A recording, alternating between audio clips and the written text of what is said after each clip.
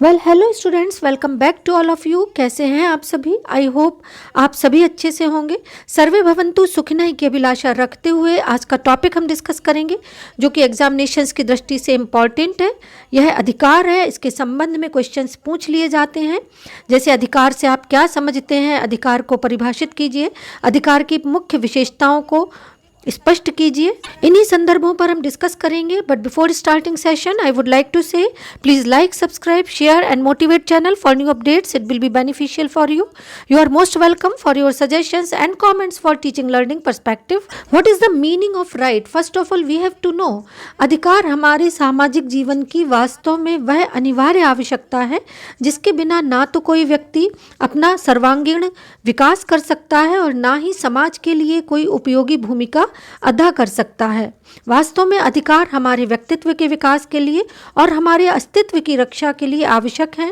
इसके साथ ही राजनीति शास्त्र की मूल अवधारणा में अधिकार का एक महत्वपूर्ण स्थान है। जब किसी व्यक्ति को किसी प्रकार का अधिकार मिल जाता है तो इसका सीधा सा अर्थ है कि स्वतंत्रता का जन्म उसके लिए स्वयमेव भी हो जाता है। यानी अधिकार के साथ स्वतंत्रता आती है और जहाँ स्वतंत्रता है वहाँ समानता अपने आप मिल जाती है। इसका अभिप्राय सीधा सा यह है कि जिस किसी समाज में स्वतंत्रता और समानता पाई जाती है वहाँ पर न्याय का स्थान प्राकृतिक रूप से विद्यमान रहता है तथा स्वतंत्रता, समानता, न्याय इत्यादि तभी संभव है जबकि व्यक्ति या समाज या किसी राष्ट्र को समुचित अधिकार प्राप्त हो। अधिकार वास्तव में सामाजिक जीवन की वह परिस्थिति है जिसके अभाव में किसी भी व्यक्ति के व्यक्तित्व में क्रांतिकारी परिवर्तन नहीं देखा जा सकता है तथा किसी भी प्रकार से उसके व्यक्तित्व का विकास संभव नहीं है। व्यक्तित्व के विकास का अभिप्राय दो प्रकार से होता है, एक तो आंतरिक व्यक्तित्व, एक बाह्य व्यक्तित्व, और इन दोनों ही प्रकार के व्यक्तित्व का विकास वास्तव में तभी संभव है जबकि उसे समुचित अधिकार प्राप्त हो और वह इनका समुचित अधिकार करना जानता हो अथवा प्रयोग करना जानता हो। अधिकार जैसे इसके नाम से ही स्पष्ट है, इसे इंग्लिश में राइट कहा जाता है और राइट का अभिप्राय उचित होता है। इसका अभिप्राय ये है कि जो उचित है वही प्राप्त करने योग्य है और वही अधिकार है।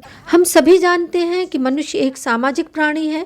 व्यक्ति और राज्य के संबंध में अधिकार और कर्तव्य वास्तव में ऐसी दो तत्व हैं, या ये कहें कि महत्वपूर्ण तत्व हैं जो कि आपस में एक दूसरे को जोड़ते हैं। कुल मिलाकर अधिकार के बिना मानव जीवन की कल्पना नहीं की जा सकती है।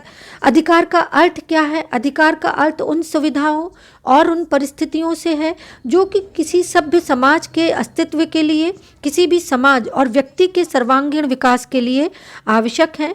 विभिन्न विद्वानों ने अधिकार को विभिन्न प्रकार से परिभाषित किया है। कुल मिलाकर अधिकार सामाजिक जीवन की वे शर्तें हैं जिनके बिना कोई मनुष्य अपनी सर्वोत्तम अवस्था को प्राप्त नहीं कर सकता है। अधिकारों का संबंध एक ओर व्यक्ति की स्वतंत्रता से है तथा दूसरी ओर राज्य की गतिविधियों से है। लास्की का इस संबंध में ये कथन है कि प्रत्येक राज्य अपने द्वारा प्रदत्त अधिकारों से आंका जाता है। बिना अधिकार के स्वतंत्रता का अस्तित्व संभव नहीं है। चूंकि अधिकार समाज की देन है और समाज का जो स्वरूप है वो स्वभाव से गत्यात्मक है, अतः समाज के बदलने के साथ अधिकारों का स्वरूप भी परिवर्तनशील है। इसका मतलब सीधा सा है कि with the passage of time जो अधिकार हैं इनके स्वरूप में परिवर्तनशीलता होनी चाहिए, तभी ये वास्तव में समाज के लिए उपयोगी हो सकते हैं।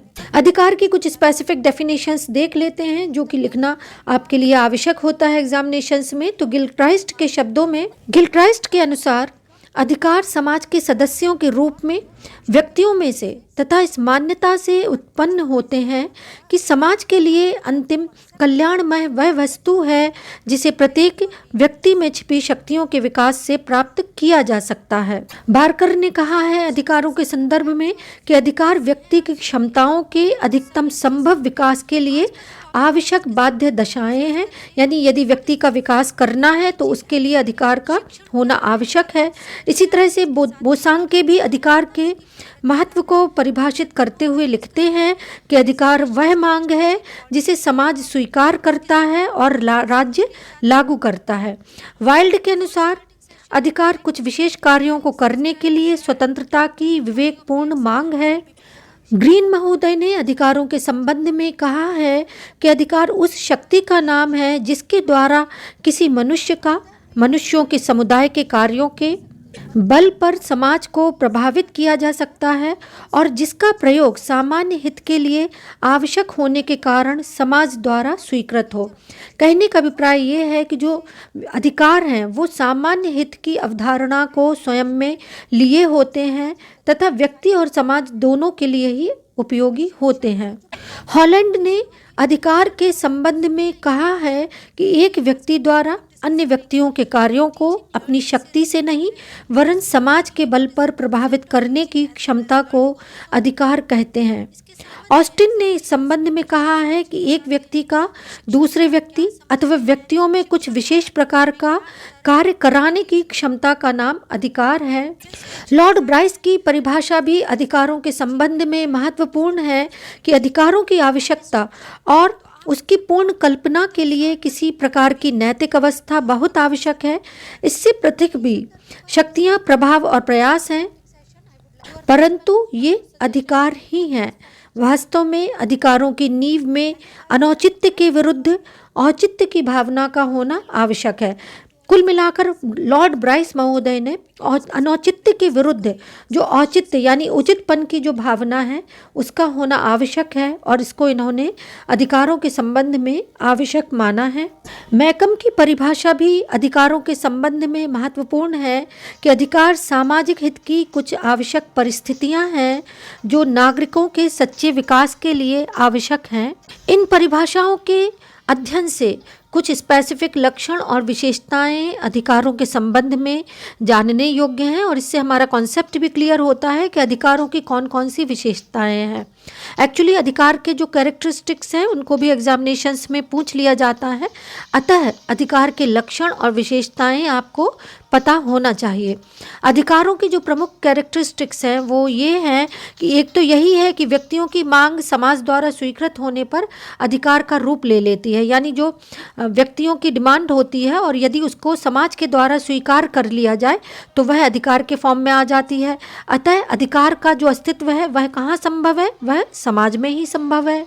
कुल मिलाकर अधिकारों का अस्तित्व समाज से ही संभव है और समाज से ही हमें अधिकार प्राप्त होते हैं। दूसरा इसका जो महत्वपूर्ण विशेषता है वो ये है कि अधिकार का उद्देश्य व्यक्ति और समाज के कल्याण में वृद्धि करना है। इसका अभिप्राय सीधा सा है कि अधिकार व्यक्ति और समाज के कल्याण से संभव है, कल्याण के लिए निर्मित किए जाते हैं और इनका सर्वांगीण विकास यानी व्यक्ति और समाज का सर्वांगीण विकास अधिकार के माध्यम से ही संभव होता है। अतः इसकी प्रवृत्ति व्यक्ति या समाज की विरोधी नहीं हो सकती है। एक बात और है अधिकारों के संबंध में कि व्यक्ति की वही स्वतंत्रताएं अधिकार कहलाती हैं जो समाज और राज्य द्वारा स्वीकृत हो और सुरक्षित हो। अधिकारों में सार्वजनिक हित छुपा रहता है, यानी सर्व कल्याण, सर्वजन हिताय और सर्वजन सुखाय की अभिलाषा सन्निहित रहती है। सर्वजन हिताय और सर्वजन सुखाय ये इसका मुख्य कॉन्सेप्ट है। ये समाज के सभी लोगों के कल्याण से संबंधित है, जिसमें किसी भी प्रकार के धर्म, जाति, लिंग भेद के आधार पर किसी भी प्रकार का भेदभाव नहीं किया जाता है। अधिकार निरपेक्ष या असीमित नहीं होते हैं। राज्य अधिकारों का जन्मदाता नहीं है वरन उन्हें केवल मान्यता प्रदान करता है। व्यक्ति की जिन गतिविधियों पर राज्य का कोई प्रतिबंध नहीं होता है उन्हें नकारात्मक अधिकार कहते हैं, जबकि सकारात्मक अधिकार वे अधिकार कहलाते हैं जो व्यक्ति की व्यवस्था से संबंधित होते हैं, राज्य की व्यवस्था से संबंधित होते हैं, जो व्यक्ति के आत्म विकास में सहायक होते हैं और राज्य की ओर से विशेष प्रकार से प्रदान किए जाते हैं। अतः अधिकार में सकारात्मक और नकारात्मक दोनों प्रकार की प्रवृत्तियां पाई जाती हैं। पूंजीवादी राज्य नकारात्मक अधिकार पर अधिक बल देते हैं, जबकि जो समाजवादी राज्य हैं जिनमें समाजवादी अवधारणा सन्निहित है, ऐसे राज्य सकारात्मक अधिकारों को अधिक महत्व देते हैं। कल्याणकारी राज्य की अवधारणा के अंतर्गत सकारात्मक अधिकार और नकारात्मक अधिकार दोनों प्रकार की अवधारणा पाई जाती है। आई होप आपका कॉन्सेप्ट क्लियर हुआ होगा कि अधिकार क्या है।